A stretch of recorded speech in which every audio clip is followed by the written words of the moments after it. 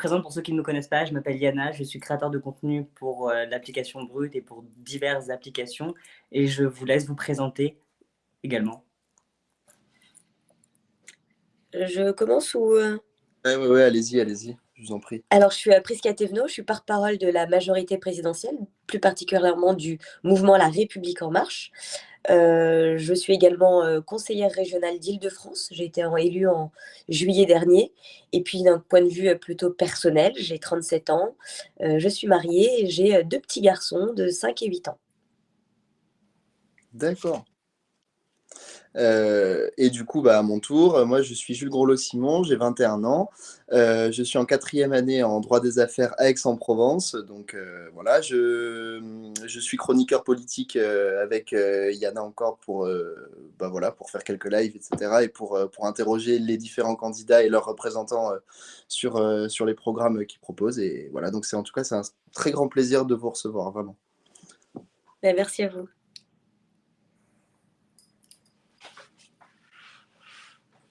Yana, tu veux commencer ou je... Je te laisse commencer du coup. D'accord, ok, super. Alors, on s'était dit qu'on va pas revenir trop longuement sur la crise internationale en Ukraine. En fait, moi et Yana, on a vraiment conscience que c'est une situation super grave et donc on sait bien pourquoi est-ce que le président n'a pas la capacité d'être devant les Français comme le sont d'autres candidats, étant donné que ses fonctions l'en empêchent. Mais par contre, à 3 semaines du premier tour, enfin oui, c'est ça, ça fait un peu, c'est ça à peu près, 3 semaines, 2 semaines du premier tour, je voulais vous poser une question sur cette campagne qui est quand même très très atypique. Est-ce que vous pensez qu'une absence de débat avec seulement des interventions filmées, qu'on voit par exemple dans les meetings, et pour le moment un seul meeting en présentiel, entre guillemets, prévu le 2 avril prochain, si je ne dis pas de bêtises, vont être suffisants pour convaincre les Français, pour leur permettre d'utiliser leur droit de vote en toute connaissance de cause? Question très importante, effectivement, c'est celle de faire vivre notre démocratie finalement. Et merci de la poser, cette question. Non pas que je sois insolente, mais je peux vous retourner la question, tout simplement. Est-ce que vous pensez que nous, au sein de la majorité présidentielle, notre seule façon de faire campagne pour quelque chose qui est important, qui est l'élection d'un président, c'est de faire un meeting? Alors oui, il y en aura un, il y en a un de prévu, qui est le 2 avril, et de faire des émissions télévisées. Non, clairement pas. Ce n'est clairement pas la seule façon de faire campagne et heureusement, plus que jamais, on a besoin d'être avec les Français, d'être à leur contact, d'échanger avec eux, de débattre avec eux. Et quel meilleur moyen que de faire cela que d'être sur le terrain?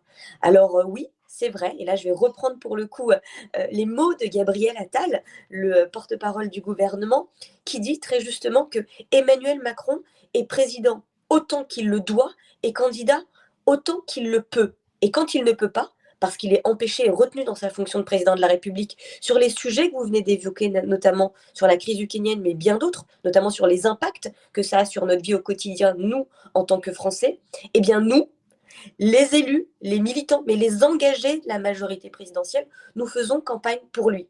Pas seulement dans les médias, on le fait aussi, la preuve, je le fais là avec vous aussi, mais on le fait sur le terrain.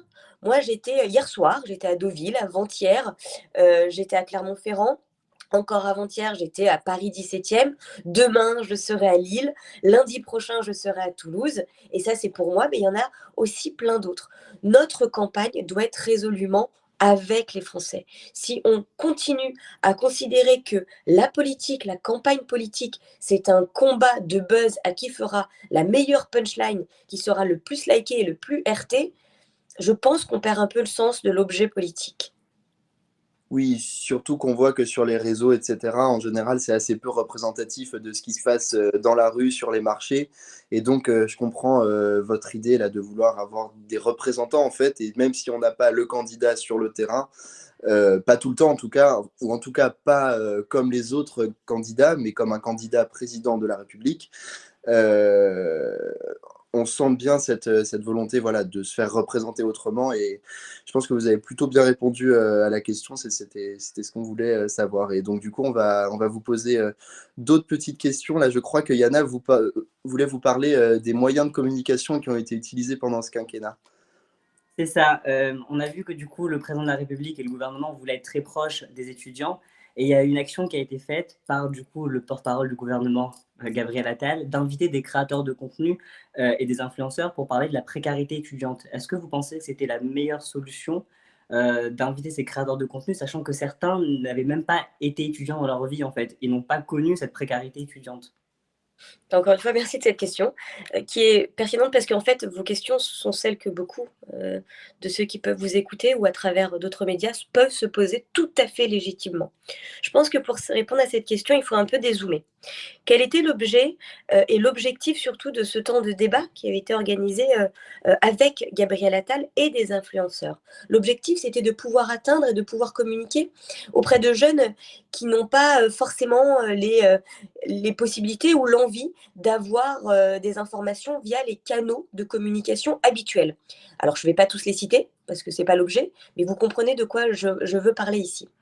Et notre époque, le temps que nous vivons, vous-même, vous êtes les mieux placés pour le comprendre, clairement a montré que les influenceurs, et c'est pour ça qu'ils s'appellent influenceurs d'ailleurs, ont cette capacité à atteindre des populations que parfois nous, les politiques, parfois les médias traditionnels, ont beaucoup de mal à atteindre.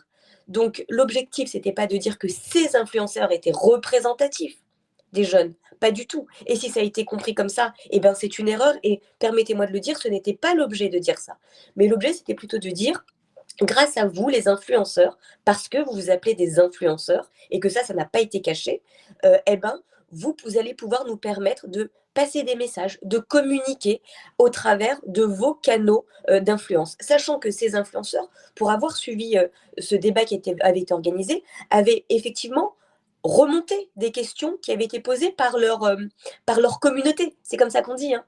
Donc, ils s'étaient fait un peu les porte-paroles, les porte-voix de ces difficultés-là. Mais attention, ils n'ont jamais dit qu'ils souffraient comme pouvaient souffrir un certain nombre de jeunes dans des précarités ou souffrir dans des précarités qui peuvent être psychologiques, qui peuvent être affectives, mais qui peuvent être aussi tout simplement matérielles, économiques.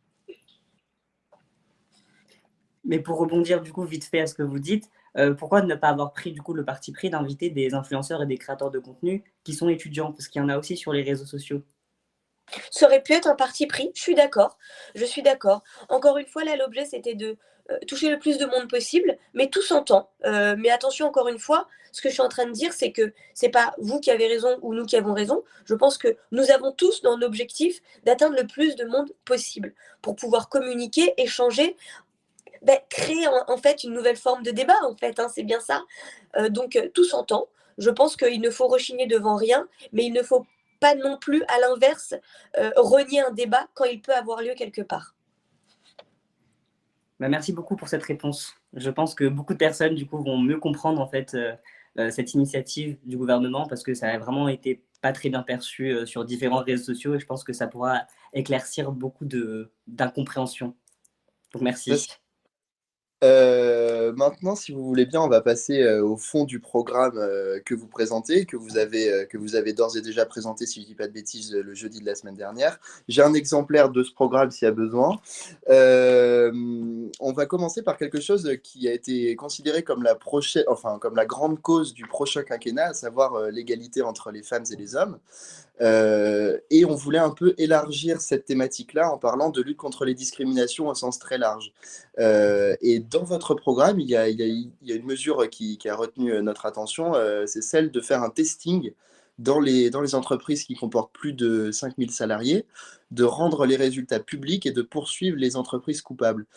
Est-ce que vous estimez que c'est la méthode qui est la bonne pour faire progresser l'égalité salariale entre les hommes et les femmes? Et finalement, quel est le fondement de cette démarche comme ça, un peu de pénalisation des entreprises qui sont récalcitrantes? Alors, c'est une question très intéressante et permettez-moi encore une fois de dézoomer. Parce que quand vous parlez effectivement de lutte contre les discriminations, il faut parler de toutes les discriminations. Non pas que je ne vais pas répondre à votre question, je vais y répondre. Mais nous avons agi sur ce quinquennat qui vient de passer, sur l'ensemble des discriminations qui se voient à l'échelle d'une vie. Les discriminations peuvent commencer très très jeunes. Elles peuvent commencer quand vous êtes encore dans le ventre de votre mère. parce que on oublie par exemple de parler que certaines mamans, pour des raisons X ou Y, sont confrontées par exemple à des dépressions quand elles sont enceintes ou à des difficultés économiques, matérielles, de logement quand elles sont enceintes. Eh ben oui, ça participe à rentrer dans la vie, alors qu'entre guillemets on est encore dans le ventre de sa maman, mais à rentrer dans la vie avec des discriminations qu'on va commencer à porter dès le début de sa petite vie. Ensuite, c'est aussi quand on commence à être un être en dehors, in utero, ex utero, pardon, ça va être les problématiques qu'on peut avoir au travers de notre cellule familiale. Là, a été mis en place par le ministre Adrien Taquet les 1000 premiers jours. Donc, ces 1000 premiers jours, c'est un accompagnement donc, qui commence avant la naissance, avec ce que je viens de vous dire, quand vous êtes sur le dernier trimestre de votre grossesse, et qui se poursuit une fois que vous êtes né, pour accompagner les parents, parce que c'est pas forcément évident d'être parent, on ne naît pas parent, on le devient, mais pour accompagner aussi l'enfant dès ses premiers temps. Autre sujet, je pourrais aller très loin, mais je vais m'arrêter sur cette partie-là, c'est rendre obligatoire l'école dès 3 ans. Ça paraît comme ça anodin, mais c'est fondamental. Un enfant a besoin d'être dans un milieu social, scolaire, très tôt, parce qu'il a besoin de comprendre comment se passe une société. Non pas que la cellule familiale ne permette pas cela, la cellule familiale est importante, mais on doit aussi être préparé à la société en dehors de notre famille. Et donc tout cela, c'est des choses qui ont été mises en place. Il y a aussi, je pourrais vous citer, le petit déjeuner gratuit à l'école. Parce qu'aujourd'hui, il faut le dire, il faut arrêter de se boucher les oreilles et de se cacher les yeux en se disant que tout va bien. Non, il y a aujourd'hui en France des enfants, des jeunes enfants, qui vont à l'école le ventre vide. Non pas parce qu'on s'est dit le matin, et ça peut arriver, écoute, on va squeezer un peu le réveil pour dormir un peu plus, et du coup on va squeezer le petit-déj. Non, il y a des enfants qui ne mangent pas le matin parce qu'ils ne peuvent pas manger le matin, parce qu'ils n'ont pas les moyens de manger le matin. Et bien ça, c'est une discrimination extrêmement importante. Parce que ça veut dire qu'à 10 heures, ils auront le ventre vide et qu'ils ne pourront pas se concentrer sur les apprentissages comme les autres camarades. Donc voilà, nous avons travaillé sur tous ces sujets-là dès la racine. Et c'est pour ça qu'on parle de discrimination dès la racine.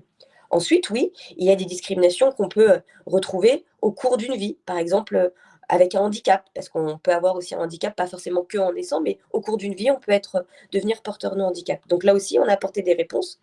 Et Et donc, je reviens. là, un peu plus tard, parce que pour le handicap, on a aussi pas mal de choses à vous Très poser. bien. Alors, je ne développe pas plus dessus, on y reviendra après.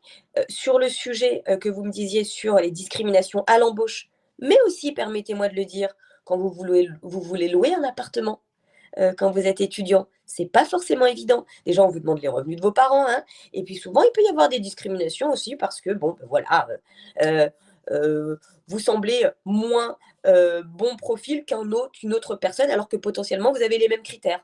Ça arrive, je l'ai vécu. Donc, on va dire les choses franchement. Et bien ça, on l'a. On le porte pour les 5 prochaines années, mais on l'a déjà testé au cours de ces 5 dernières années. On l'a déjà mis en évidence, notamment avec Julien de Normandie, qui est aujourd'hui le ministre de l'Agriculture, mais qui a été le ministre de la politique de la ville. Il avait mis ça en place, je me souviens, sur une période d'été, où c'est la période où les étudiants arrivent souvent dans les grandes villes parce qu'ils ont, ça y est, ils ont eu leur affectation universitaire. Et bien, il avait fait un test sur les agences de location en disant, ben voilà, on va voir. Si à même profil, les jeunes ont leur bail.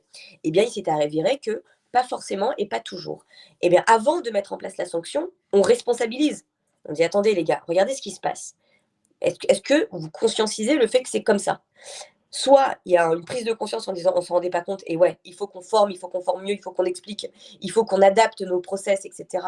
Et là, il faut accompagner. Mais s'il y a une volonté délibérée d'aller contre cela, eh bien, excusez-moi, eh bien oui, l'État doit sanctionner parce que ce n'est pas normal. Et c'est le rôle de l'État de venir protéger tous, et je dis bien tous les concitoyens. Bien sûr, bien sûr. Et simplement, pour poursuivre un peu dans cette dynamique de dézoomage sur les discriminations, pendant le quinquennat qui vient de passer, pour les droits des personnes LGBT+, il y a par exemple la PMA pour toutes qui est passée. Est-ce que pour l'avenir, hein, pas sur votre bilan, mais vraiment pour l'avenir, vous prévoyez des choses en faveur de ces personnes-là, étant donné qu'il y a beaucoup de jeunes qui se sentent beaucoup concernés par ces thématiques et que c'est assez important pour nous. Merci de parler effectivement de la PMA pour toutes. Il y a eu aussi, il y a le mariage aussi, qui a été un sujet. Et puis plus récemment, on en a peut-être un peu moins parlé, et je le regrette, mais il y a eu enfin, parler des thérapies de conversion. Franchement, c'était un tabou sans fin, ce truc, mais c'était une réalité du quotidien pour bon nombre de jeunes qui se retrouvaient, enfin bref, je ne vais même pas expliquer ce que c'est, parce que, enfin, ce qu'ils pouvaient avoir, parce que c'est obscène, c'est obscène. Il en va de la dignité humaine. Eh bien, enfin, on a une députée qui a enfin mis les mots sur ses actes et qui a permis de mettre en place une loi qui interdit, et donc qui vient pénaliser toute personne qui viendrait mettre en place des thérapies de conversion. Voilà, ce sont des choses concrètes. Ensuite, on a fait quelque chose d'assez important, je trouve, c'est qu'on a arrêté de parler de la famille. On parle des familles. Ce qui fait qu'on est une famille, c'est que ce qui nous réunit, c'est l'amour. Et donc, il y a plein de modèles de famille. Et c'est ça qui est beau.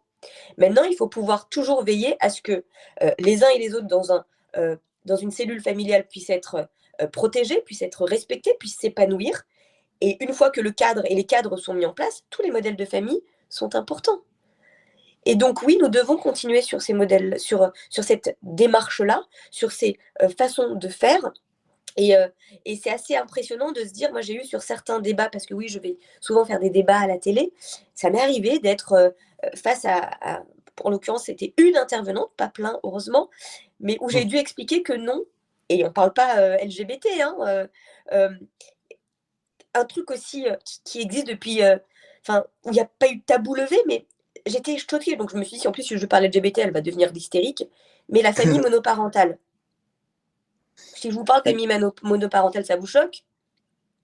Eh ben oui, là, elle me disait, quelque part, c'était, je disais oui, mais vous avez vu, dans le cadre des familles monoparentales, on a fait aussi énormément, parce que souvent, malheureusement, les familles monoparentales, eh ben, ce sont des familles monoparentales femmes, et ce sont des familles monoparentales précaires. Et elles sont souvent précaires. Pourquoi? Parce qu'elles n'arrivent pas à percevoir leur pension alimentaire. Et c'est pas demander la charité, c'est demander son droit, son dû. Et souvent, il n'y arrivait pas. Eh bien, qu'a fait l'État? L'État a dit, OK, on va vous protéger de ça, ce n'est pas normal, on va faire intermédiation. Nous allons faire en sorte que nous allons vous payer, vous, les pensions alimentaires, et nous allons nous retourner contre la personne qui devait vous payer ces pensions alimentaires. C'est juste plus de 300 000 familles qui sont concernées. Oui, De ça la c'est même façon, la vie de ces familles-là et surtout des mères qui vivent seules avec leurs enfants. Ça, c'est très important. Mais très concrètement, pour revenir sur les droits des personnes LGBT, moi, c'est vrai que c'est quelque chose que j'ai pas trouvé dans votre programme. Après, il est très résumé, hein. Il est très résumé.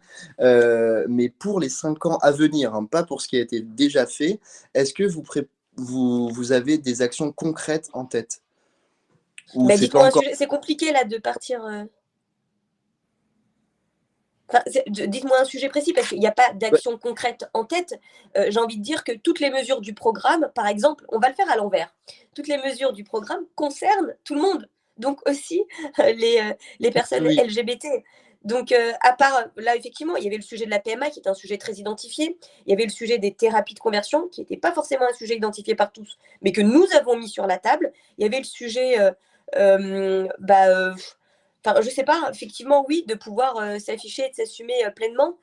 Je pense que ça, effectivement, nous l'assumons, nous, au sein de la majorité présidentielle et de la République en marche et de l'ensemble des composantes de cette majorité. Nous l'assumons pleinement. Mais encore une fois, je pense que, et c'est peut-être ma vision, mais s'il y a un sujet à discuter précisément, je veux bien en discuter, mais venir essayer de trouver des sujets particuliers, je vois pas. Parce que honnêtement, les personnes LGBT ont aussi besoin d'avoir un domicile qui ne soit pas une passoire bien sûr. thermique, ou d'avoir des fins de mois qui soient faciles, de trouver un emploi, etc.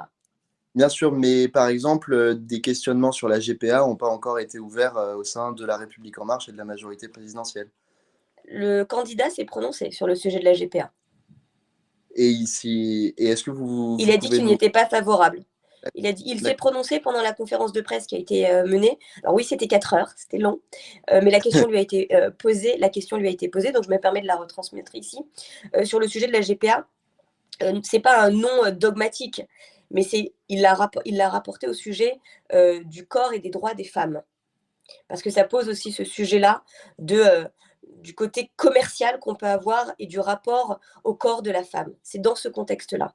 Il ne s'agit pas d'enlever des droits ou de dire qu'on veut nier les droits des uns et des autres, mais de voir aussi tout ce que ça peut contraindre pour une femme. Et donc sur ce sujet, oui, il y a répondu plus précisément. Merci beaucoup pour ces clarifications. On va passer sur une autre thématique avec Yana Pour qui va... revenir, pour revenir du coup à ce que vous disiez tout à l'heure sur les étudiants, moi c'est un sujet qui me... Parce que du coup on est tous, enfin nous deux on est étudiants et on sait très bien ce que c'est comme galère qu'on peut avoir. Et on sait que le pouvoir d'achat compte énormément pour le gouvernement, le pouvoir d'achat des étudiants, mais le pouvoir d'achat de tous les Français en général. Et il y a un sujet que j'aimerais beaucoup aborder avec vous, c'est le logement en fait des étudiants. C'est-à-dire qu'il y a certains logements qui sont très très mal isolés et du coup l'électricité, le coût de l'électricité est très très cher. Et pour les étudiants encore plus parce que certains ne travaillent pas ou vivent qu'avec la bourse. Est-ce que vous avez des solutions ou est-ce que le gouvernement a décidé de prendre des solutions dans les 5 ans à venir s'il est réélu ou pas? Oui, alors oui. En même temps, je suis désolée, à chaque fois, je vais faire ça, mais je vais aussi parler de ce qu'on a fait sur les 5 dernières années, parce que oui, on a un bilan. Et donc, ce bilan fait partie aussi de nos perspectives parce qu'on trace des lignes. Et donc, sur le sujet du logement, effectivement, étudiants qui souvent sont des logements précaires, il faut le dire, avec ce sujet de passoire thermique dont je viens de parler avant, il ne faut pas oublier qu'il a été mis en place au cours de ce quinquennat la prime Rénov'. La prime Rénov', c'est quoi? C'est lutter contre ces passoires thermiques, ces logements qui consomment énormément en termes d'énergie.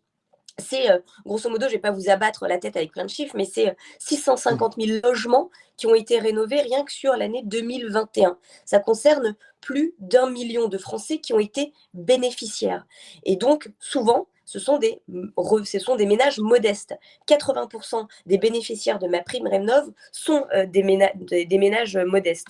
Donc oui, il y a des choses qui ont été faites déjà, il y a des choses qui doivent continuer à exister. Par exemple, on va interdire progressivement les passoires thermiques à la location.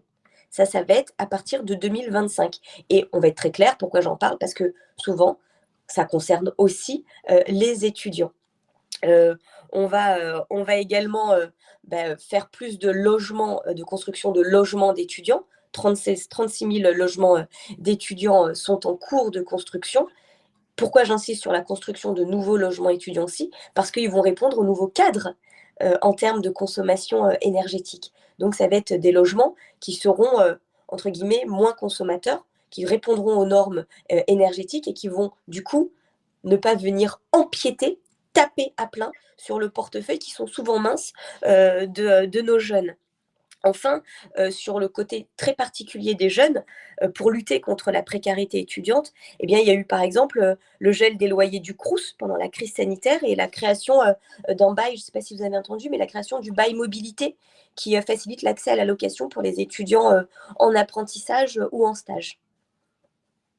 Ok, D'accord. mais est-ce que vous pensez que ce serait possible, en attendant du coup cette rénovation, là c'est une question que je vous pose, hein, parce que en attendant cette rénovation de ces logements, d'avoir un pass énergie ou quelque chose qui pourrait être mis en place, parce qu'il y a certains logements même du Crous qui sont très très mal isolés, et en plus de cela, les étudiants doivent payer l'électricité, parce que tous les logements Crous sont pas, enfin l'électricité, des fois, n'est pas compris en fait dans ce logement-là et le coût de l'électricité a augmenté. Et pour certains étudiants, ça devient une galère en fait. Mais bien sûr, je comprends tout à fait. Alors, ils ne sont pas en cours de rénovation, la majorité ont été rénovés, hein, de ce que je suis en train de dire, mais Ok. j'entends que pas 100% du parc n'a été rénové. Soyons très clairs et soyons très concrets. Il ne faut pas oublier que dans le cadre de cette crise que nous vivons, cette crise de l'énergie, qui est une crise mondiale et du coup qui touche aussi la France comme d'autres pays, la France a déjà énormément répondu. Attention, je ne suis pas en train de dire que tout a été fait, tout va bien dans le meilleur du monde, dans des mondes, et que les étudiants ont arrêté de manger des pâtes. Hein. C'est pas ce que je suis en train de dire. On a tous été étudiants un jour dans notre vie, on s'en souvient. Le tout étant que ça se passe le mieux du monde, parce que le principe d'être étudiant, c'est d'étudier, pas de galérer. On est d'accord. Mais il y a déjà des solutions qui ont été mises en place et qui ont surtout été très ciblées. Et quand je dis très ciblées, qu'elles ont été adressées en particulier aux personnes qui en avaient le plus besoin. Je parle du chèque énergie, dont l'assiette, la cible a été du coup élargie, qui a été versée à partir de décembre. Il y a aussi l'indemnité inflation. Ça a été du coup aussi perçu par ceux qui en avaient le plus besoin. donc les étudiants aussi, mais de manière plus globale, il y a aussi eu les boucliers tarifaires qui ont été mis en place pour que ces explosions du prix de l'énergie ne viennent pas complètement devenir absolument abominables et puissent être soutenues par l'État pour ne pas peser en plein, comme ça peut être fait par ailleurs. Je ne vais pas chercher très loin, en Allemagne, ça peut être le cas.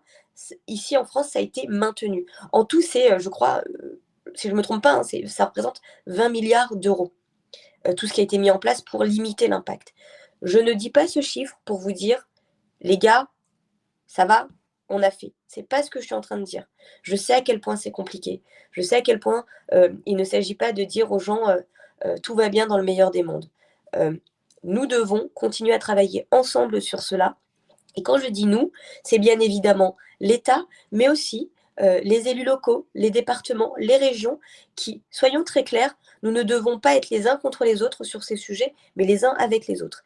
Et je me permets là, et de façon transpartisane, d'adresser un salut très républicain à l'ensemble des parties prenantes, parce que tout le monde joue le jeu, et ça c'est bien. C'est à ça qu'on voit aussi une nation, quand on est capable de se serrer les coudes et de se regarder et d'être côte à côte face aux problèmes qui viennent taper notre nation. Ouais. Et simplement, pour poursuivre sur la précarité dont peuvent être victimes certains étudiants, étant donné que la prime, comment ça s'appelait? L'indemnité Prime Rénov'. inflation à hauteur de 100 euros par les Crous en fait pour les étudiants boursiers. Et il y a une autre mesure qui était pour tous les étudiants pendant la crise sanitaire, puis seulement pour les étudiants boursiers, c'était donc les repas à 1 euro dans les restaurants. Est-ce que ça a vocation à être pérennisé ou alors dès la rentrée prochaine, mettons, ça va revenir à 3,30 € comme avant? Ou alors vous avez prévu de maintenir ce genre de dispositif ou d'autres, hein, peut-être, je ne sais pas. Ben, comme vous venez très justement de le dire, il avait été généralisé pendant la crise Covid parce qu'il y en avait besoin, ce n'était pas un débat. Et après, il a été adapté à celles et ceux qui en avaient le plus besoin. Parce qu'encore une fois, une politique de solidarité, pour qu'elle soit pérenne et qu'elle soit le plus juste possible, il faut qu'elle aille toucher celles et ceux qui en ont le plus besoin. Donc, vous l'avez très justement dit, aujourd'hui, les bénéficiaires de ce repas à 1 euro sont effectivement les plus précaires parmi les étudiants. Je pense que si demain on arrive à ne plus avoir de précarité au sein des étudiants, de manière naturelle, ça se lèvera. Mais ce n'est pas le cas. Il faut être honnête. Il y a encore du chemin à faire, il y a encore des choses à faire, même si beaucoup a déjà été fait par ailleurs, notamment permettre à tout à chacun de pouvoir trouver un travail pérenne. Mais tant qu'il y aura de la précarité, et nous devons continuer à porter ce genre de mesures, des mesures ciblées, des mesures de justice et des mesures de solidarité.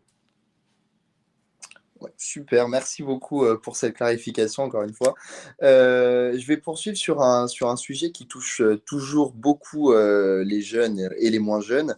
C'est la transition écologique, puisque j'ai remarqué que c'était un peu au centre du programme d'Emmanuel Macron pour l'éventuel quinquennat à venir. On a souvent entendu des militants écologistes dans des partis politiques, dans des associations, dans des mairies qui ont été conquises par les écologistes, dire qu'Emmanuel Macron et son gouvernement n'étaient pas allés assez loin dans la transition écologique. Et donc, j'aimerais bien savoir ce que vous estimez prioritaire pour les 5 ans à venir dans la transition écologique pour éviter la destruction de notre planète, puisque c'est ça, c'est vers ça qu'on va, hein, concrètement. Et si vous voulez quelque chose d'un peu plus concret, je pense par exemple au mix énergétique ou à ce genre de choses qui à mon avis, peuvent intéresser pas mal les jeunes. Oui, ben, alors en fait, sans venir faire un débat politique avec Europe Écologie Les Verts, j'ai envie de retenir que nous avons la même ambition, c'est de faire en sorte que nous puissions vivre le plus longtemps possible en harmonie avec celle qui nous accueille, c'est la Terre. Point.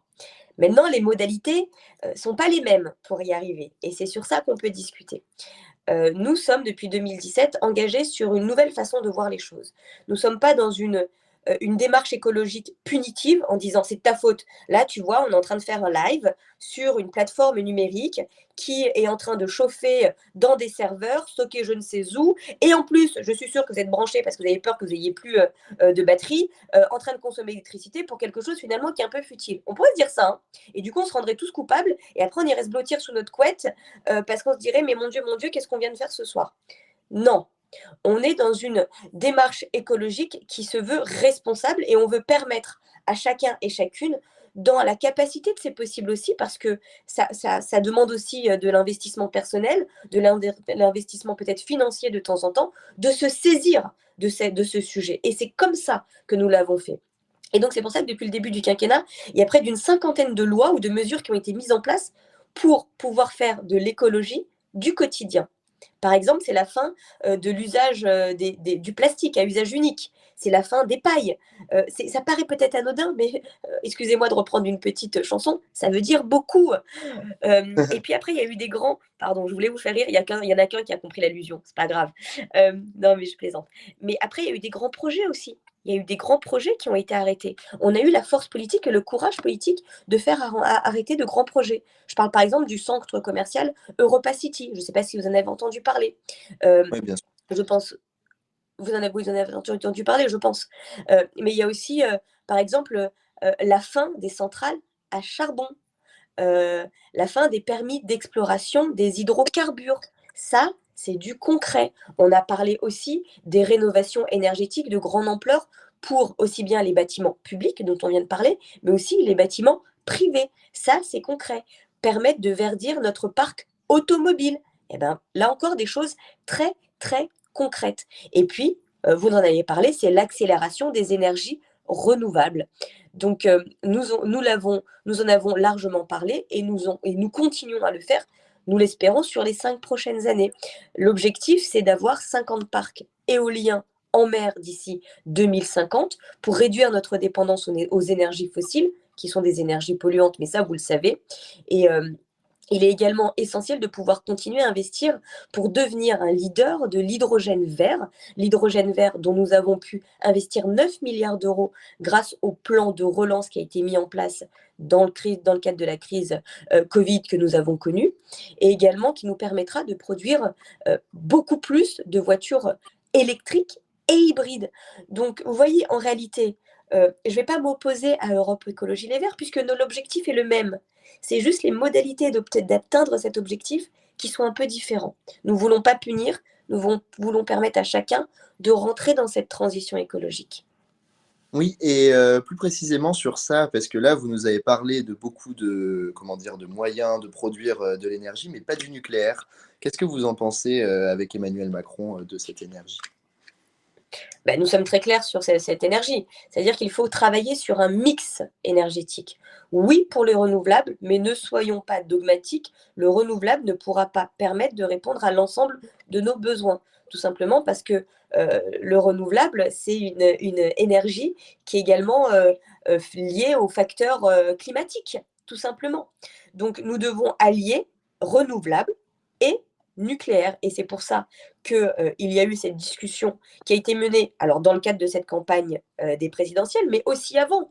Moi, je me souviens d'une prise de parole du président de la République, c'était il y a 2 ans maintenant, au Creuset, où il parlait justement très précisément de cette nécessité d'investir et de moderniser notre parc nucléaire avec ce qu'on appelle ces petites centrales nucléaires. Oui, je vois ça, j'en avais entendu parler effectivement. Alors, comme vous savez, on est en direct et donc là, j'ai vu une question passer de Damien qui vous demande en fait si vous avez des projets, je présume, en lien avec l'Office national des forêts, donc peut-être des choses relatives vraiment à la nature, bah, pour le coup, aux forêts, à la campagne. Je pense qu'il y a pas mal de choses à faire sur ce côté-là, étant donné que, si je dis pas de bêtises, il y a quand même pas mal de forêts en France qui sont privées. Donc, je ne sais pas ce qui est faisable ou pas par rapport à l'ONF et tout ça. Alors sur ce principe, je vais pas vous inventer quelque chose. J'ai pas de détails et j'ai pas d'informations précisément. Et je me suis pas, voilà, j'ai pas de détails sur ce sujet. Mais de manière logique par rapport à ce que je viens de dire, oui, nous devons faire en sorte collectivement de préserver le vert au sein de notre pays, mais au sein plus globalement du monde. Donc oui, nous devons préserver nos forêts. Oui, nous devons accompagner les parcs privés à le faire. Mais soyons très clairs, les gens qui ont des forêts en général font en sorte de les préserver. Il y a effectivement sur ce sujet des activités commerciales qui sont mises en place, mais nous devons pouvoir travailler en bande d'intelligence pour le faire. Et ça s'inscrit dans une démarche, je l'espère, je l'espère, transpartisane. Mais permettez-moi de le dire, parce qu'il y a aussi ce sujet de, quelque part, je ne sais pas si c'est ça, mais de la déforestation. Parce que nous avons des normes européennes sur ces sujets, qui sont comment faire en sorte de protéger notre planète. Et donc, dans cela, il y a aussi le sujet de la déforestation, parmi tant d'autres. Parmi tant d'autres. Mais j'espère que vous l'avez suivi, et je suis sûre que vous l'avez suivi, mais je préfère le dire. Il y a quand même une grande avancée qui a eu lieu ces derniers jours. C'est l'entente des 27, quand je parle des 27, donc c'est l'Union européenne, sur la mise en place de la taxe carbone. C'est quand même incroyable. On a toujours dit que ce truc, c'était une chimère, ça n'allait jamais arriver, que non, c'était une vieille lubie, que... Eh bien, ça y est, c'est officiel. Les 27 se sont entendus sur cette taxe carbone. C'est quoi? C'est faire en sorte que tous les produits qu'on va importer sur notre Union européenne, si les pays exportateurs ne respectent pas, les industriels ne respectent pas nos normes à nous, eh bien, ils seront taxés. Et donc, ça permet, nous, de pouvoir pousser aussi nos objectifs vers aux autres chaînes de production qui ne sont pas forcément sur nos territoires, dans nos pays. Merci beaucoup. Alors, sur ce sujet-là, je pense qu'on a fait un peu le tour. On va passer maintenant aux thématiques de santé. Ça aussi, c'est super important, surtout avec la période. Alors, la pandémie mondiale a marqué énormément le quinquennat d'Emmanuel Macron et on a pu voir qu'il y avait énormément de mesures qui ont été mises en place. On a pu constater durant ces dernières semaines des aménagements sur les mesures qui ont été prises. Est-ce qu'il y a des choses que le quinquennat que le gouvernement regrette, des mesures qui ont été prises qu'il regrette? Je sais pas. Je pense que c'est toujours un peu facile de se dire on aurait mieux fait une fois, ou on aurait mieux écrit l'histoire une fois qu'on a lu le livre. Et en revanche, je pense qu'il ne faut pas non plus se bercer d'illusions en se disant que tout est parfait, etc. Ça serait indécent. N'oublions pas que la crise Covid a fait quand même des milliers de morts, a laissé des familles endeuillées, et puis ont aussi mis des personnes en difficulté, puisqu'on n'en parle pas beaucoup, mais ça existe. Il y a le Covid long, des personnes qui continuent à être malades et qui continuent à être fragilisées dans leur quotidien. Donc, il ne s'agit pas de faire ici de l'autosatisfaction en disant c'est parfait, c'est génial, mais je pense que l'État a rempli sa fonction première, c'est celle de mettre tout en œuvre au regard des informations dont on disposait au moment précis de la prise de décision pour protéger les Français et faire en sorte que l'ensemble des décisions prises aient un impact minime sur le quotidien des Français. Donc sur la fonction première de l'État, je pense que nous avons rempli l'objectif. Maintenant, cette crise nous a aussi permis d'ouvrir les yeux. Et ça, il faut pouvoir le dire, que nous devons revaloriser les métiers du soin. Nous devons réarmer les métiers du soin et les secteurs du soin au global. Et donc, c'est pour ça qu'a été mis en place le Ségur de la santé. C'est 19 milliards d'euros. Pourquoi? Pour déjà désendetter les hôpitaux, parce qu'ils étaient endettés. Et donc, quand on est endetté, on n'arrive pas à pouvoir investir sur des matériels du quotidien, sur des matériels qui nous permettent de faire de la médecine plus simple pour celles et ceux qui nous soignent au quotidien. Nous avons également revalorisé celles et ceux qui font que cette médecine existe, c'est nos soignants. Donc, il y a eu des revalorisations salariales. C'est en moyenne, si je ne me trompe pas, c'est 183 € en moyenne de plus par mois. Et quand je dis en moyenne, ça veut dire que ça peut atteindre jusqu'à 400 € par mois. Et donc, toute cette revalorisation-là, elle a été mise en place. Ça avait été pendant très longtemps oublié, nous l'avons mis en place. Encore une fois, là, je ne vais pas venir dire c'est la faute à, je préfère qu'on parle des solutions. Mais tout ça, il y a aussi un autre pendant. C'est que oui, nous avons revalorisé les salaires, oui, nous avons permis de travailler sur le matériel du quotidien pour les hôpitaux, mais oui, il faut aussi dire qu'il faut qu'il y ait plus de bras pour venir soigner les uns et les autres. Parce qu'on a aussi une crise des vocations et on a eu plein de personnes qui ne voulaient plus aller vers ces sujets. Et donc, nous avons revalorisé, mais nous devons aussi faire en sorte que nous puissions former plus. Parce que pour recruter plus, il faut former plus. Donc, nous avons libéré le numerus clausus. Nous avons également augmenté les places en institut de formation soignants, infirmiers. Rien que sur l'année dernière, je crois que c'est plus de 6000 places qui ont été libérées. Donc tout cela, nous n'avons pas simplement essayé de trouver des coupables. Nous avons surtout cherché des solutions et nous les avons mises en place. Et sur les 5 prochaines années, c'est ce que nous proposons aux Français de continuer à faire. Et notamment en travaillant l'articulation d'autant plus forte entre le public et la ville. Parce qu'il y a aussi tout ce sujet à travailler. Et donc ça, encore une fois, je vais me répéter par rapport à ce que j'ai dit tout à l'heure, l'État doit mettre en place des dispositifs, l'État doit mettre en place sa puissance, mais l'État ne pourra rien faire tout seul, c'est-à-dire sans les territoires, c'est-à-dire les villes, les départements, les régions. Nous devons faire tout cela ensemble. La crise Covid, restons clairs, au-delà des polémiques qu'on a pu avoir sur certains plateaux, etc., en réalité, quand il s'agit de faire pour les Français, nous sommes soudés, nous sommes unis. Peu importe nos couleurs politiques. Et ça, il faut qu'on continue à le garder. Et c'est dans cette logique-là qu'on veut s'inscrire sur les 5 prochaines années. C'est ce que nous avons fait au cours des 5 dernières années. Nous voulons continuer à le faire. Ça n'empêchera pas les débats partisans d'avoir lieu parce que ça permet de faire avancer. Mais quand il s'agit de faire et d'agir pour les Français, nous sommes toujours là pour nous réunir. Ouais, et Et donc, pour revenir du coup vas-y, je t'en prie, je t'en prie.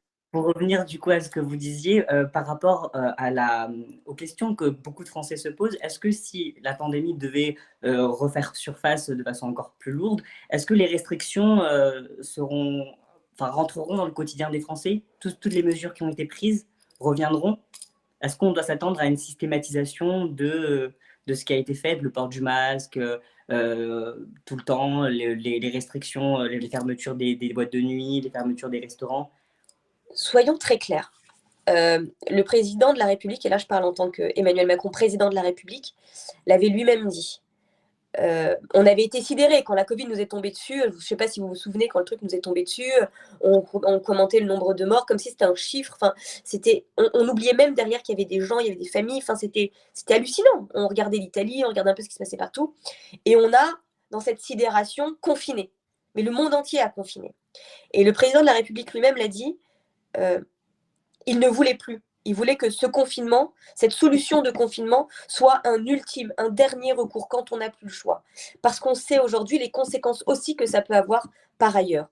La première des conséquences, c'est oui, ça empêche la circulation du virus. Mais derrière, les répercussions sont aussi tellement dramatiques que ça peut avoir par ricochet des choses complètement horribles, horribles. Et je ne vais pas en faire la liste là parce qu'elles sont nombreuses, les conséquences. Donc oui, je pense que collectivement, nous avons appris que nous ne devions pas aller sur le sujet du confinement, en tout cas dès que ça pouvait éviter. Idem pour le sujet de la fermeture des classes. Donc, ce que j'ai envie de dire aujourd'hui, c'est que je ne peux pas faire des si, parce que ça voudrait dire qu'on est dans une nouvelle forme de variant peut-être, un variant qui répondrait plus au vaccin. C'est compliqué de se dire et d'imaginer le pire. Ce que je peux dire en revanche, c'est que nous sommes aujourd'hui armés pour tout cela. Parce que si nous avons agi, nous avons aussi appris. Nous avons appris ou réappris peut-être à faire confiance en nos scientifiques et à nous dire que c'était incroyable et génial et qu'il fallait peut-être les remercier d'avoir pu mettre en place un vaccin aussi rapidement, que nous avons appris aussi que l'Europe, si nous n'avions pas au début la capacité à produire très rapidement des vaccins, eh bien oui, aujourd'hui, le continent européen, l'Union européenne, est le premier producteur de vaccins au monde. Non seulement nous sommes le premier producteur de vaccins au monde, mais nous, pères, avons mis en place la solidarité vaccinale à l'échelle du monde. COVAX, c'est un programme qui permet de fournir des vaccins au reste du monde. Donc, j'ai envie de vous dire, je vais vous répondre en fait très simplement, je ne sais pas de quoi sera fait demain, mais je sais que parce que nous avons appris, nous sommes en capacité d'agir demain. Merci beaucoup pour cette réponse. Oui, merci beaucoup. Et ensuite, si on regarde donc un peu vers l'avenir, au-delà de cette crise du Covid, etc., vous parlez beaucoup dans votre programme du chantier pour l'accès aux soins et contre les déserts médicaux. Est-ce que vous pouvez nous en dire un peu plus pour savoir comment est-ce que vous comptez lutter contre ça? Oui, alors merci. Ça rejoint un peu, mais je ne vais pas revenir du coup sur ce que j'ai dit avant. Ça revient effectivement à permettre aussi de pouvoir former plus. Parce que c'est bien beau de dire qu'il faut recruter, Oui, bien sûr. mais si on ne forme pas, on recrute pas du tout. Donc il y a eu le numerus clausus, il y a eu aussi les augmentations en place de formation. Mais tout ça, ça prend du temps. Parce qu'on va être très clair, former un médecin, ça prend 9 ans. Donc c'est bien qu'on ait pu le mettre en place là, sur ce quinquennat. Mais il faut pouvoir aussi agir tout de suite maintenant, parce que les Français, c'est maintenant qu'ils ont besoin de médecins. Et c'est pour ça qu'a été mis en place Ma Santé 2022. Je ne sais pas si vous avez entendu parler.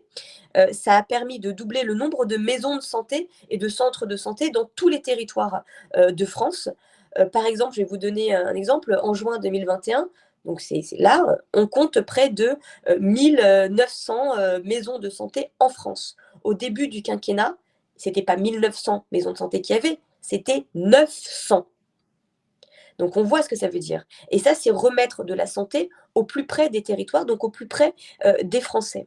Il y a aussi eu la mise en place des hôpitaux de proximité. Il y a aussi eu le formidable essor de la télémédecine. Alors quand c'est possible, hein, encore une fois, quand cela est possible, mais on l'a vu notamment dans la crise Covid, où il y avait des dizaines de milliers de consultations par télémédecine par jour. On est arrivé à certains moments à des millions de consultations par télémédecine.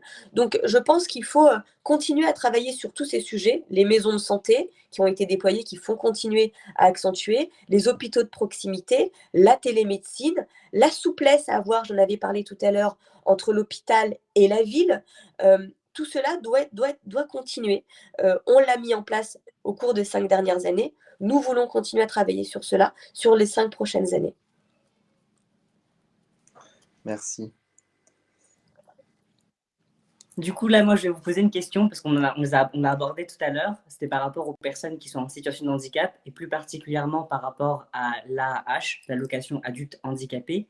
La question sera très simple. Êtes-vous favorable à la déconjugalisation de l'AAH? Bravo, vous avez réussi à le dire parce que moi, souvent, je me, je me loupe quand j'en parle. Donc, je ne sais pas si je vais le dire parfait. Hein. Mais oui, merci, c'est extrêmement important. Alors, déjà, si vous me permettez, j'aimerais rappeler que depuis 2017, on a permis de revaloriser de façon assez inédite l'allocation adulte handicapé, donc l'AAH. Son montant est aujourd'hui de plus de 900 euros. Concrètement, ça veut dire quoi? C'est près de 100 euros supplémentaires par mois pour chaque personne concernée, pour chaque bénéficiaire. Et nous avons fait également en sorte, c'est une deuxième mesure importante pour les personnes qui sont concernées, les bénéficiaires, nous avons fait en sorte que cette allocation adulte handicapé soit attribuée à vie aux bénéficiaires dont on sait de façon extrêmement sûre que le handicap ne va pas évoluer de façon favorable. Parce il faut savoir qu'avant, une personne qui était bénéficiaire de l'AH et qui savait que son handicap n'allait pas diminuer, mais allait rester soit tel qu'il est, soit pire, s'envenimer, devenir plus dur, et ben avant, ces personnes-là, elles devaient faire entre 9 et 10 demandes de renouvellement au cours d'une seule vie. C'est usant. On a déjà un handicap, si en plus on a une lourdeur administrative, c'est usant. Donc nous avons enlevé cette lourdeur administrative et nous avons revalorisé l'AAH. Maintenant, sur votre sujet, attention, je vais essayer de le dire aussi, de la déconjugalisation, j'ai réussi, de l'AAH, eh ben, il faut dire clairement que cette réalité de déconjugaliser renforcerait les inégalités en bénéficiant en réalité plus aux foyers les plus aisés. Pourquoi? Parce que en supprimant la prise en compte des revenus du conjoint, on aurait le droit de percevoir donc cette allocation où on pourrait la voir augmenter alors qu'on n'en aurait pas forcément le plus besoin. Et ça remet en cause complètement notre équilibre social et le principe même des minima sociaux. Parce que l'AAH, c'est une garantie de ressources, c'est un minima social comme peut l'être par exemple le RSA.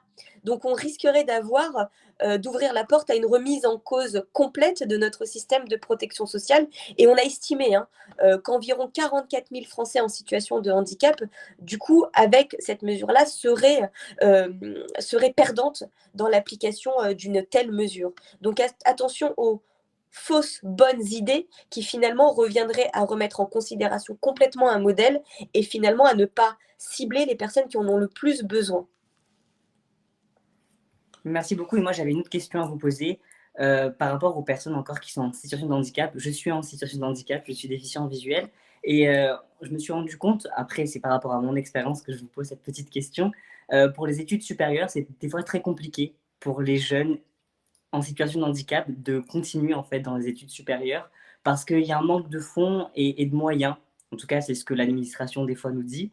Et j'aimerais savoir, est-ce qu'il y aurait potentiellement des petites mesures qui pourraient être mises ou peut-être que vous avez pensé sur cette aide en fait aux étudiants qui sont en situation de handicap pour pouvoir du coup continuer leurs études supérieures dans de bonnes conditions? Tout ce qui doit être mis en place pour permettre à nos étudiants, quel que soit le handicap et quel que soit le besoin, pour leur permettre de poursuivre leurs études, doit être mis en place. Ça, c'est le devoir d'une nation telle que la France, et nous avons la chance d'être dans une nation telle que la France. Donc là, pour être précis, je ne pourrais pas répondre à toutes les particularités parce qu'il y en a beaucoup. Mais oui, tout ce qui doit être mis en place doit l'être. S'il y a, pardon du terme, mais des trous dans la raquette, eh bien, il faut qu'on puisse en parler concrètement et pouvoir y trouver des solutions. Je pense que c'est comme ça qu'on a toujours avancé au cours de ces quinquennats. On n'est pas là pour trouver des coupables ou se dire c'est pas de notre faute, c'est les autres, c'était comme ça avant, je vois pas pourquoi on ne devrait pas le faire. Non, nous sommes là pour dire il y a des problématiques, posons-les sur la table, regardons-les. Donc oui, ce sujet, s'il y a une problématique derrière, il faut qu'on le regarde et il faut surtout qu'on l'adresse. Donc l'adresser, trouver des solutions immédiates. Parce qu'il faut quand même valoriser, il y a pas mal de choses qui ont été faites pour les jeunes qui sont au lycée, au collège, etc. Mais pour avoir un entourage aussi qui est en situation de handicap, à partir du moment où on franchit cette étape des études supérieures, bah, on a l'impression qu'il y a un fossé en fait, qu'on nous laisse un peu de côté. Euh, voilà, c'était juste ma petite bouée à la mer. Je ne sais pas si ma Non, petite non, bouteille c'est à pas la une mer. bouée à la mer, c'est un sujet très important, mais on pourra s'en reparler pour avoir le détail, etc. Non, non, c'est pas une bouée à la mer. Et c'est pas un petit détail. Voilà, bah, j'espère que voilà, si on m'entend, c'est très bien. Merci en tout cas du coup d'avoir pris ce petit temps pour cette petite question qui était voilà, personnelle. Importante. Euh, Importante. merci. Pour du coup parler un peu de culture, est-ce que durant ce prochain mandat, si le gouvernement, enfin si Emmanuel Macron est réélu, est-ce que d'un point de vue culturel et artistique, il y aura des choses qui seront mises en place pour donner un peu plus de plus-value à la culture française et aux artistes, aux intermittents du spectacle, etc. Oui, la culture, qu'est-ce que c'est important? Qu'est-ce que c'est important? Surtout à l'heure où on nous explique que la France n'est plus rien ou que la France se résumerait à un sujet identitaire. Mais la France, c'est une culture avant tout. C'est une identité culturelle. La France rayonne et est regardée et enviée souvent, il faut le dire, hein, parce qu'on a une culture qui rayonne, qui est libre, qui est forte, qui est belle et qui est effectivement très productive. Et ça, il faut pouvoir le préserver. Donc, encore une fois, je vais faire ce pendant-là avec ce qu'on a fait pour pouvoir dresser les lignes. Hein. Mais très clairement, le budget du ministère de la Culture, il n'a jamais été aussi élevé qu'au cours de ce quinquennat. Il a été en hausse constante depuis 2018 et il vient de dépasser le cap de 4 milliards d'euros sur l'année en cours. 4 milliards d'euros pour la culture. C'est vraiment important. Je ne dis pas qu'il faut se dire super, c'est génial, mais il faut se rendre compte que oui, la culture est importante en France et oui, le président de la République, Emmanuel Macron, au cours du quinquennat qui vient de se passer, a saisi ce sujet et d'ailleurs a nommé des ministres en charge de la culture qui étaient des passionnés de culture, parce qu'ils du coup, ils savaient de quoi il s'agissait. Roselyne Bachelot, elle s'est battue bec et ongle pendant toute la crise sanitaire pour faire en sorte que les lieux de culture puissent rester ouverts et que la culture puisse continuer à se déployer, pas seulement pour faire beau, mais parce qu'on sait à quel point on en a besoin aussi, nous, pour vivre au quotidien, parce que ça nous fait exister de façon très simple. Donc oui, tout cela doit continuer à exister et doit être aussi une réalité du quotidien pour chacun. Parce que là, ce qu'on se dit, c'est beau, c'est gentil, mais c'est peut-être pas très proche des réalités. Pourquoi? Parce qu'on sait aussi que la culture, ça coûte cher. J'ai pas oublié votre question sur les intermittents. Mais on sait aussi pourquoi la culture, la culture, ça peut être aussi un budget important. Et ça, il ne faut pas l'oublier. Et donc, c'est la raison pour laquelle on a mis en place le Pass Culture de 300 € pour tous les jeunes de 18 ans, qui est maintenant élargi à tous les collégiens et les lycéens. Et nous proposons de l'élargir encore pour que chaque Français ait accès, dès son plus jeune âge, j'insiste toujours sur ça, à la culture. Nous avons également doublé les crédits de l'éducation artistique et culturelle dès le plus jeune âge pour atteindre 100 millions d'euros en 2022 et nous voulons procéder à de nouvelles commandes publiques artistiques à travers la France pour soutenir les jeunes créateurs. Et je finis par votre question du coup. Oui, nous devons continuer à permettre à notre culture de vivre, à notre culture d'être libre et pour cela, nous devons encourager celles et ceux qui la font vivre. Et nous devons continuer à rappeler que c'est cette culture qui fait notre identité française, qui nous rassemble, qui nous unit et qui nous fait rayonner en Europe, mais aussi dans le monde. Soyons très clair. Merci beaucoup d'avoir répondu. J'espère que du coup, pas mal de gens seront plus éclairés et se sentiront aussi du coup un peu plus soutenus. En tout cas, peut-être qu'ils l'avaient perdu, mais je pense que vos paroles leur feront du bien. Merci beaucoup. Et Je me puis, permets, je vois une question là. Y aura-t-il des projets pour rapprocher, je me permets, hein, je fais comme chez moi. Y allez, aura-t-il des Oui, projets allez-y. pour rapprocher la culture avec l'éducation nationale? Eh ben ouais, très bonne question, oui. Ça a été aussi, c'est aussi le cas. Alors moi, je le vois parce que j'ai 2 enfants. Mais c'est le cas dans le cadre des projets qu'on a, des projets d'école qui sont sur une année. Donc il y a tout un pan de la culture pour apprendre aussi que la culture, c'est pas seulement, c'est bien, hein, mais c'est pas seulement que écouter de la musique classique, etc. Mais c'est de faire de la culture comme on le sent, comme on le ressent, comme on a envie de l'expérimenter. Et il y a quelque chose qui a été mis en place au cours de ces 5 années, ce sont les ateliers. Ah, j'avais que ce nom en tête et d'un seul coup je l'oublie. Il y en a un qui a été mis en place notamment dans le 93 que j'ai été aller voir, les ateliers Médicis. Les ateliers Médicis, ça m'est revenu heureusement, je m'en serais voulu. Ce sont des lieux de vie au sein de certaines villes, de certains territoires, qui sont des ateliers ouverts, dans lesquels les écoles aussi peuvent aller. Parce que c'est important de faire rentrer la culture dans l'éducation nationale. C'est fait au travers, je vous l'ai dit, hein, des crédits qui ont été alloués à l'éducation artistique et culturelle, et notamment les budgets qui ont été alloués. Hein, je vous ai dit 100 millions d'euros en 2022. Mais c'est aussi important de pouvoir montrer qu'on fait de la culture aussi en dehors de l'école.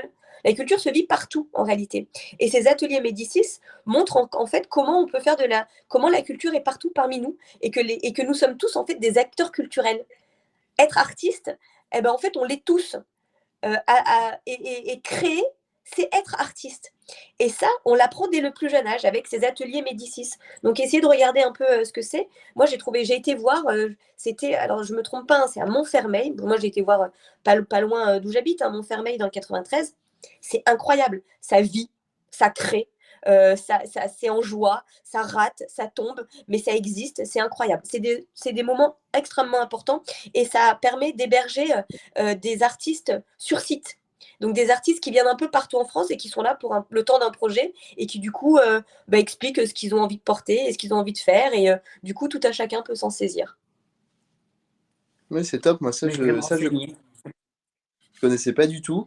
Et d'ailleurs, sur ces sujets-là un peu innovants et qui parfois sont un peu flous, ou alors peut-être juste parce qu'ils sont nouveaux, donc on avait écouté un petit peu du discours du président présentant ses promesses de campagne, donc la semaine dernière.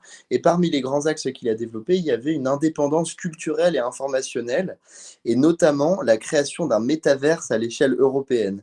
Donc c'est vrai que pour nous, et surtout pour moi qui ne suis pas spécialement féru de grandes technologies, etc., comme ça me semble un peu flou, mais peut-être que vous êtes plus calé que moi, et du coup on aimerait bien que vous nous expliquiez un petit peu comment est-ce que ça se matérialiserait en Europe, puisque pour le moment, en fait, on a seulement eu écho du projet de Facebook de créer un métaverse, etc. Et en fait, on voudrait savoir qu'est-ce que ça peut apporter concrètement dans la vie quotidienne des gens, par rapport à la culture. Je ne sais pas s'il y a d'autres aspects. Oui, bien sûr, mais c'est important. Métaverse, oui. Ça me fait rire parce que ça me fait penser à autre chose, mais je ne vais pas vous dire. Parce que, bref, on va faire. Pardon. Mais si les gens voient l'allusion, tant mieux, mais sinon, je sais pas, c'est pas mon point et pardon. Donc l'idée d'un métaverse européen, oui, merci pour cette super question. En vrai, c'est effectivement la volonté de renforcer notre souveraineté numérique. C'est un sujet qui peut encore paraître un petit peu flou pour la grande majorité d'entre nous et pour être honnête, pour moi aussi, j'étais pas très à l'aise avec ce sujet, même si j'arrivais à savoir de quoi ça parlait, mais je ne savais pas que c'était métaverse. Mais en gros, ce qu'on voit et certains analystes, hein, c'est pas nous, les politiques, c'est pas Emmanuel Macron dans sa tête qui s'est dit ça tout seul. Certains analystes croient qu'il y a une forte progression qui va arriver sur ces mondes virtuels, ces réalités virtuelles. Et donc, il y a un fort potentiel commercial dessus et un fort potentiel d'activité dessus. Et on ne veut pas que se reproduise ce qu'on a pu voir se produire dans le passé sur les réseaux sociaux, sur le e-commerce ou sur la publicité en ligne, qui étaient à l'époque des marchés émergents et qui ont aussi aujourd'hui des marchés fulgurants qui nous ont explosé au visage. Je parle de Facebook, d'Instagram, de PayPal, d'eBay, d'Amazon, d'Apple, je peux parler plein de choses. mais qui sont autant d'entreprises américaines qui occupent le devant de la scène sur des sujets sur lesquels on aurait aimé, nous aussi Européens, faire de lance, être les leaders. Mais nous sommes dit peut-être à l'époque, je ne sais pas, hein, je n'étais pas là à ce moment-là, mais que oui, mais non, c'est farfelu, c'est un truc qui n'arrivera pas, machin, etc. Ben non, force est de constater que c'est là et que c'est dans nos quotidiens partout aujourd'hui et qu'on ne va pas faire sans, très clairement. Mais on a un petit côté où on se dit, bah, dans tous les noms que j'ai cités, on n'est pas là. Et donc, pour pas que l'histoire bégaye à nouveau sur ce sujet-là, et qu'on n'ait pas des dizaines d'années de retard, eh ben, on se dit qu'il faut qu'on se saisisse de ce sujet. Et ce sujet, effectivement, ça a un nom, ça s'appelle les métaverses. Donc oui, nous devons pouvoir impacter et être les leaders dans cela. Et donc, pour ça, il faut qu'on vienne soutenir les entreprises européennes, les entreprises françaises, toute notre start-up qui sont, elles, déjà en train de travailler sur ces dimensions-là. Et on doit les soutenir pour pouvoir, nous, demain, être des leaders dans ces domaines-là et ne pas subir ce qu'on a pu subir par le passé sur les différents sujets dont je viens de parler. Donc, en réalité, c'est tout simplement, cette fois-ci, avoir un coup d'avance. Il faut qu'on l'ait. Je vois. C'est vrai que pour moi, ça reste un petit peu flou, mais je doute pas que ça deviendra plus concret. Enfin, c'est comme avec les réseaux sociaux, etc., Oui, où au mais début. c'est comme à l'époque. Qui aurait dit qu'on Ouais, serait en train de faire? Non, mais franchement, on serait en train de faire un live là entre nous. Ça se trouve, on peut être chacun dans des pays du monde différents, machin, etc. Qui aurait dit ça? On nous aurait dit, vous êtes des dingues. Eh ben oui, mais du coup, à force de dire ça, on n'investit pas, on ne permet pas à celles et ceux qui voient le truc arriver de les soutenir et d'investir. C'est ça aussi être une nation, c'est se dire, on regarde, on écoute, on est capable de nous projeter et de faire confiance à celles et ceux qui voient les choses arriver. Et donc, on doit soutenir parce qu'il en va de notre souveraineté et de notre leadership. ouais, je vois. Je comprends le point, en tout cas. On va quitter un peu le monde virtuel pour revenir dans notre univers. On va laisser de côté un peu ce métaverse. On va revenir sur le terrain, au quotidien, etc., avec la sécurité, parce que moi, ça me tient beaucoup à cœur, parce que je suis réserviste au sein de la gendarmerie nationale. Et donc, dans le programme, j'ai remarqué qu'il y avait un doublement prévu des effectifs de réservistes dans les armées au sens large, donc gendarmerie, armée de terre, marine nationale et armée de l'air et de l'espace, d'ici à 2027, ainsi que le doublement de la présence des forces de l'ordre sur la voie publique et notamment dans les transports. Donc, ça représente, j'imagine, des mesures d'investissement assez lourdes, etc., pour augmenter la présence des forces de l'ordre sur le terrain. Et comment dire, en parallèle de ça, que sont vos perspectives pour améliorer le dialogue et la relation entre la police et la population? Parce que sur les moyens, ça, on sait comment faire. Ça a été fait, il y a eu un reflux, etc. Ça se fait et on sait comment ça marche. Par contre, sur le dialogue, je pense que c'est une question qui reste en suspens et je ne sais pas si vous avez des propositions particulières à ce sujet-là. Si, mais en fait, c'est lié. Mais par contre, je vais devoir faire un tout petit préambule avant de répondre à cette question. Ça sera pour moi la dernière question, parce qu'après, j'ai 2 enfants, je vous l'ai dit, il faut que j'aille les coucher. Parce que je suis ce soir de celle qui va coucher et raconter l'histoire. Je m'en excuse, mais ce sera avec grand plaisir, peut-être après la campagne, en dehors des temps, de refaire ce genre de live, parce que franchement, vos questions, elles sont géniales, parce qu'on va sur le cœur des problèmes et le cœur des préoccupations. Eh bien, déjà, merci d'être réserviste. Merci de le faire et bravo de le faire. Je pense que, donc je vais prendre la question à l'envers, par la fin. Tout simplement, recréer du lien, c'est aussi remettre du bleu dans nos quotidiens. Remettre des forces de l'ordre dans nos quotidiens. Parce que, effectivement, et encore une fois, je ne suis pas en train de dire c'est la faute à machin, etc. Mais force est de constater que sur les politiques précédentes, et je dis politiques précédentes sans cibler personne, on a désinvesti. Et donc désinvesti de l'humain. Et donc, on avait des rapports avec nos forces de l'ordre que quand ça n'allait pas. Et on ne les voyait pas on les voyait pas tous les jours. Or, les forces de l'ordre sont des hommes et des femmes comme nous. Et apprendre à les côtoyer au quotidien avec leur uniforme, c'est aussi apprendre à se respecter, apprendre à se connaître, arrêter de se jauger, arrêter de se dévisager, juste vivre ensemble.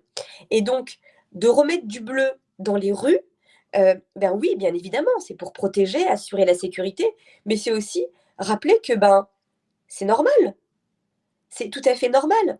et donc de rappeler qu'on est là pour vivre ensemble en société.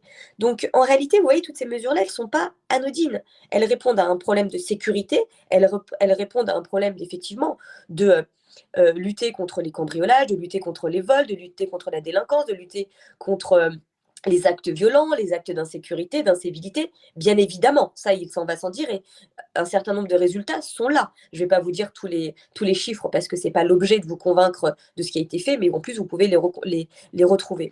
Mais recruter 10 000 forces de l'ordre en plus, c'est concret. Dire que notre objectif, c'est de mettre en place 200 brigades de gendarmerie sur les 5 années à venir, c'est du concret. C'est remettre du bleu au plus près des gens. Donc moi, je pense que c'est important. Ensuite, je vais le dire très clairement, moi, je veux aussi saluer le travail qui est fait par un certain nombre d'associations. Je ne vais pas en citer une parce que du coup, ça serait compliqué de ne pas citer les autres, mais je peux sans vous dire le nom de cet asso, j'ai été invitée par une association qui fait, pendant les petites vacances scolaires, des stages pour les jeunes dans certains quartiers, dans certaines villes, où en fait ils sont animés pour faire du théâtre ou de l'écriture, écrire un livre. C'est quoi la France en 2030? Je me souviens, c'est le sujet, c'est quoi la France en 2030 sans policiers? Donc ils écrivaient avec un écrivain, hein, et c'est pas comme ça, ils écrivaient avec un écrivain qui leur expliquait, etc. Ils faisaient des pièces de théâtre avec des artistes. On en revient, avec des artistes qui leur expliquaient machin. Ils faisaient aussi du sport. Là, en l'occurrence, c'était avec un ancien champion, si je ne me trompe pas, c'était de judo ou de basket. Vous avez vu le truc, je ne me souviens plus trop. Mais il y avait un ancien champion sportif qui était là. Et puis, à la fin de la journée, ils devaient présenter tout leur travail aux forces de l'ordre. Mais pas aux forces de l'ordre qui viennent de je ne sais où, etc., de leur quartier. Celles et ceux qu'ils voient au quotidien, mais avec qui il n'y a pas vraiment de relation. C'était impressionnant. Moi, j'ai assisté pas toute la journée, à l'après-midi et à la restitution finale. Et en fait, aussi bien les jeunes que les forces de l'ordre, chacun était un peu pas super à l'aise, quoi. Ils se disaient, ouais, ok, qui commence, qui dit quoi?